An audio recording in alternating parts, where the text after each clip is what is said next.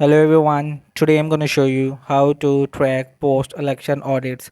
Just tap on this browser and visiting this official website.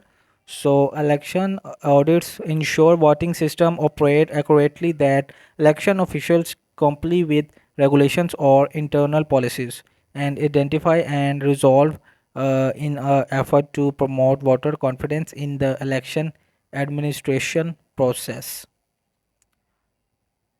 These defined requirements should include conducting the audit as soon as reasonable, possibly after an election, as well as process to recertify election.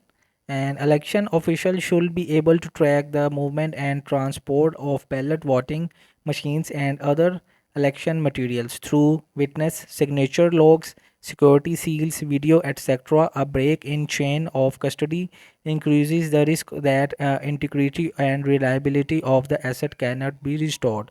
So hope this video help you. Please don't forget to like and subscribe and get notified for more videos.